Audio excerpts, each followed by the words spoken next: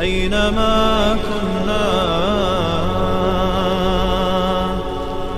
أينما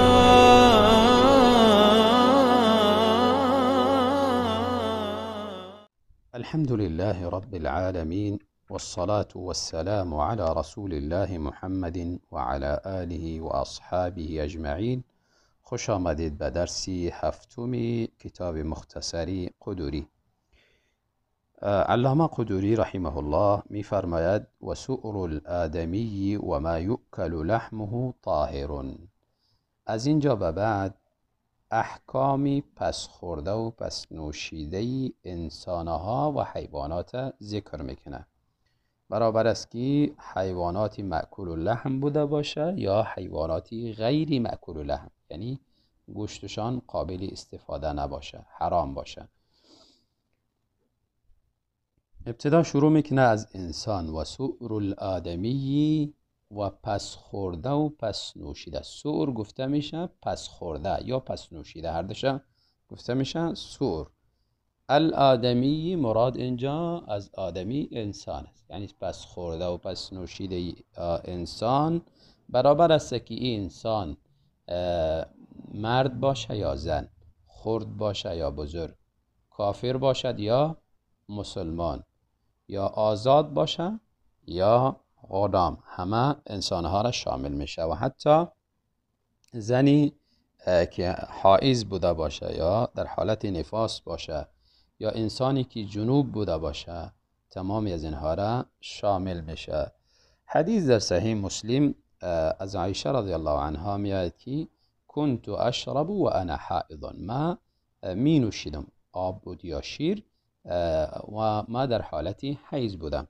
و باز امی چیزی را که می نوشیدم امو ظرف به رسول الله صلی الله علیه وسلم تقدیم می کردم، فیضع فاه فی موضع فیه، یعنی دهان خود رسول الله صلی الله علیه وسلم، دهان مبارک شانه در امو موضع میمانده، در امو جای میمانده که من دهان خود امونجا میگذاشتم. و همچنان استخوان را میگن که استخوانی که گوشت داشت ما او را میخوردم، باز به رسول الله صلی الله علیه وسلم، یعنی با دندانهای خود گز میزدم و میخوردم و باز به رسول الله صلی الله علیه وسلم میدادم و اونها از امو جایی که من گز زده بودم و از امو جایی که من خورده بودم از همونجا میخوردن و دهان خود همونجا میگذاشتن. یه حدیث واضح هست که انسان در حالتی حیض اگر زن بوده باشه و حتی جنوب، انسان جنوب در حالتی جنابت بوده باشه، پس خورده و پس نوشیده از او پاک است، قابل استفاده است. و ما یؤکل لحمه، و همچنان پس خورده و پس نوشیده آن حیوانی که یؤکل لحمه خورده میشه گوشتی از او، برابر است که این حیوانات وحشی بوده باشه یا حیواناتی اهلی. حیواناتی اهلی مانند گوسفند، گاو، بز و غیره. و اما حیواناتی وحشی که گوشتشان حلال است، شکار میشن، بسیار زیاد است. تمامی از اینها پس خوردهشان حلال است. طاهر یعنی حلال است، پاک است، قابل استفاده است. درست است که انسان از او بنوشه، درست است که غسل کند، درست است که وضو بگیرد و یا چیزی دیگر به ذریعه از او پاک کند. و سؤر الكلب والخنزیر و سباع البهائم نجس. و پس خورده سگ. از اینجا به بعد حیواناتی غیر مأکول لحم، یعنی حیواناتی که گوشتشان حرام است، پس خورده و پس نوشیده از اینها را حکمش ذکر میکنه. البته حکم از اینها فرق میکنه، یک تعداد از اینها را نجس حکم میکنه پس خوردهشانه و تعداد دیگری را هم مکروه و تعداد دیگری را هم مشکوک. ابتدا از سگ و خنزیر شروع کرده و همچنان حیواناتی درنده. میگه و سؤر الکلبی، پس خورده و پس نوشیده سگ، و الخنزیری، و همچنان از خنزیر یعنی خوک، و سباع البهائمی، و حیواناتی درنده. سباع جمع سبع یا سبع، با ضم عین یا با ضم با یا با سکونی با، حیواناتی درنده را گفته میشه. پس خورده و پس نوشیده همه از اینها میگه نجسون، ای نجس و پلید است، قابل استفاده نیست. درست نیست که انسان از او بنوشه، یا طهارت کنه و یا هم غسل کنه، چون وقتی که نجس شد دیگه قابل استفاده نمیشه. درباره سگ، سگ اگر آب کم بوده باشه یا ظرفی محدودی بوده باشه، حدیث در صحیحین میآید، رسول الله صلی الله علیه و سلم میفرمایند اگر سگ ظرفی از یکی از شما را لقم میزنه یا زبان خود در او دراز میکنه، از او آب مینوشه یا میخوره، باز در او صورت پاکی امو ظرفی شده ما دیگه است که 7 مرتبه یا 8 مرتبه شسته شود و 1 مرتبه از او را با خاک بشویید.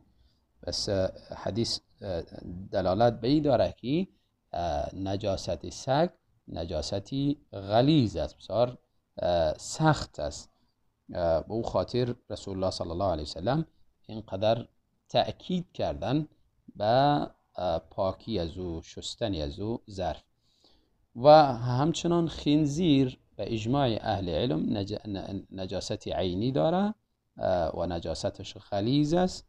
اگر در ظرفی کمی دهن خود دراز میکنه یا از چیزی آب مینوشه، عین حکمی سگ داره.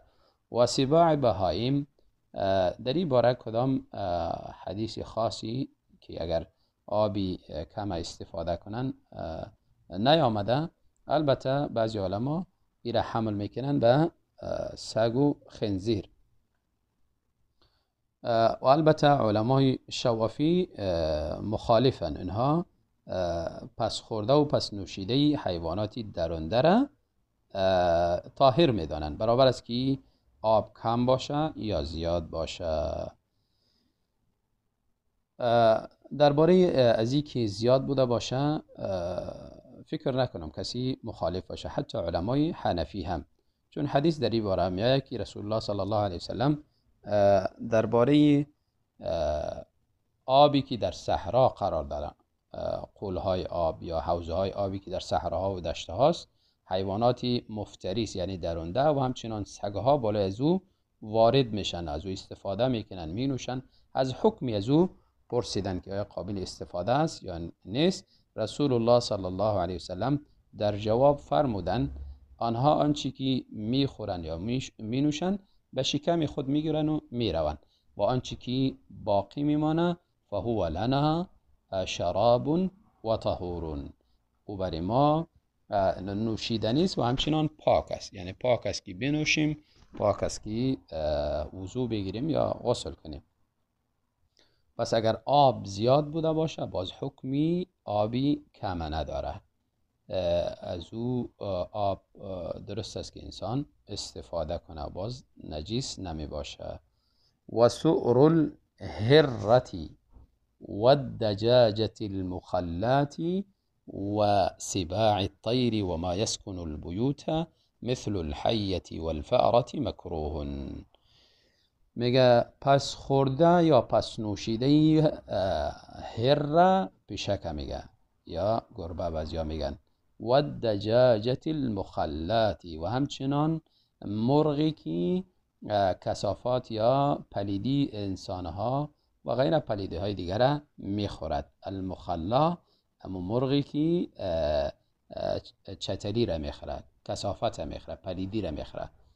و سباع الطیر و همچنان پس خورده و پس نوشیده پرنده هایی که چنگ دارند، صاحبی چنگ هستند، صاحبی نوله های تیز هستند، با نوله های خود حیوانات خود مرده را میخورند و با چنگه های خود شکار میکنند. و ما یسکن البیوت و همچنان حیواناتی که سکونت میکنند داخل خانه ها، مانند مار، مثل الحیه مانند مار، و الفأرة مانند موش. میگه پس خورده و پس نوشیده همه این حیوانات مکروه است.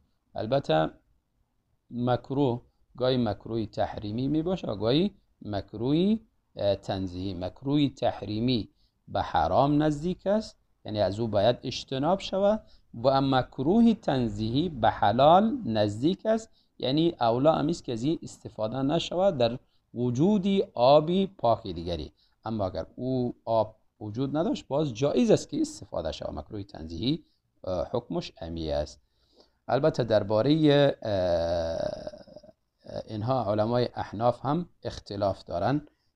عده‌ای مکروه تحریمی میدانن و تحریم، چون اینها را حیوانات نجس میدانن، مثل پشک، گوشت ازی نجس است، یعنی گوشت ازی حرام است، و همچنان سباع طیور گوشت ازی را حرام میدانن. و مرغی که پلیدی استفاده میکنه تا با وقتی که حبس نشوه، بند نشوه، مقدار روزهایی که شریعت حکم کرده تا وقت قابل استفاده نیست گوشت ازو. و همچنان مار و موش، همه از اینها گوشتشان حرام است. بنا به او خاطر میگه پس خورده از اینها هم مانند حیواناتی غیر مأکول اللحم نجس می باشه، یعنی حرام می باشه. و عده علمای حنفی را مکروه تنزیهی حکم میکنن، یعنی بهتر نیست که از پس خورده از اینها استفاده شود.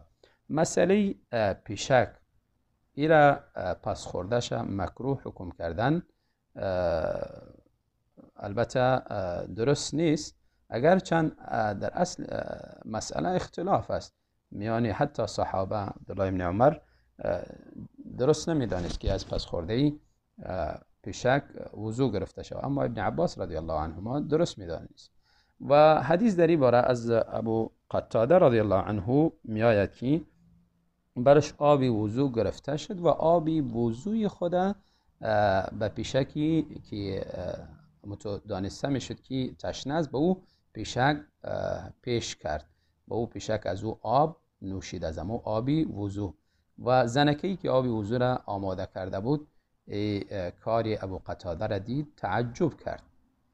ابو قتاده فرمود تو تعجب میکنی در حالی که رسول الله صلی الله علیه و سلم فرمودن ای نجیس نمی باشه، یعنی پیشک ها نجیس نمی باشه، بلکه ای از جمله حیواناتی است که بالای شما طواف میکنه، گردش میکنه و با شما یک جا زندگی میکنه.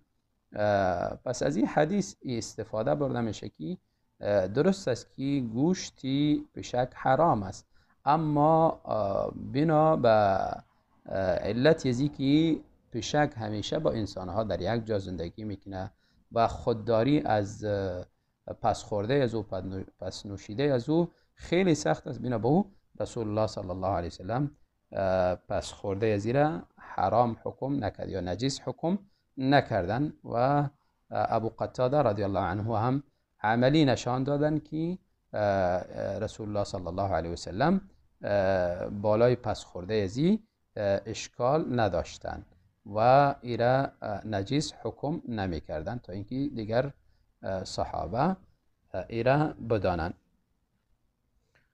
و اما پس یعنی از حدیث واضح معلوم شد که پس خورده یا پس نوشیده پیشک نجیس نمی باشه و مکروه هم نمی باشه.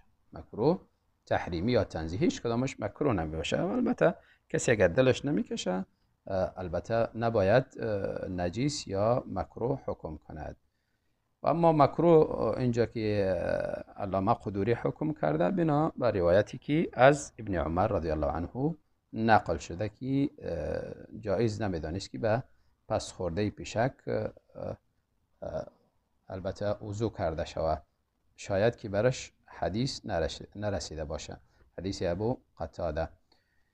و دجاجة المخلا، و مرغی که پلیدی میخورد این بند کرده میشه تا 3 روزه بعد از اینکه از پلیدی شکمی از این پاک شد و همچنان نوله از این پاک شد، باز پس خورده از این اشکال نداره.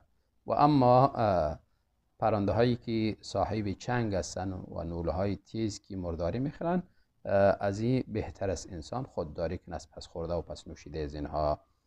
و سؤر الحمار والبغل مشکوک فیهما، حیوانات غیر مأکول اللحم دیگری را حکمشان ذکر میکنه. خر و همچنان بغل گفته میشه قاطره، خچیر، بعضیا خچیر میگن بعضیا قاطر میگن. بغل حیوانی است که از اسب و خر به دنیا میاد، یعنی مذکر اسب می باشه پدرش اسب می باشه و اما مؤنثش یعنی مادرش خر می باشه.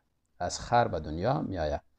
مشکوکن فیهما میگه پس خورده هر دوی از اینها دری اشتباه هست و ای دری شک است که آیا ای قابل استفاده است یا نه، طاهر است یا نجس.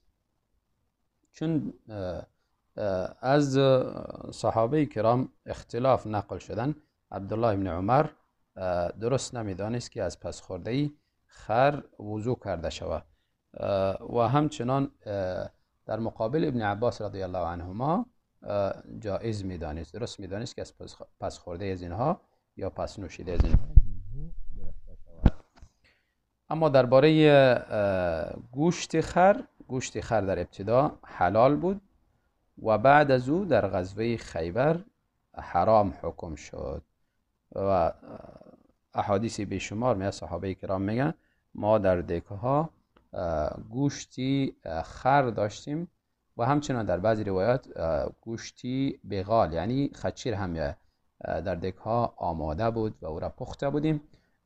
رسول الله صلی الله علیه وسلم منادی را روان کردن، صدا زد که آنچه که از گوشته های خر داخلی دکه ها دارید ایرا باید همیشه بیاندازید و از این استفاده نکنید. اما درباره اسب میگه چیزی برمان نگفت، یعنی منع نکرد.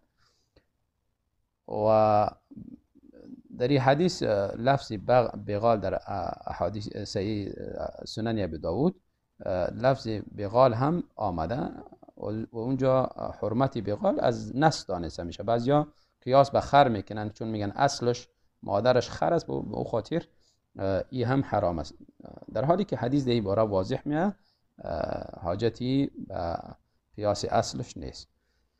مشکوکن فیهما درباره از اینا اشتباه است و این اشتباه و شک بنا گفتم به اختلاف روایات.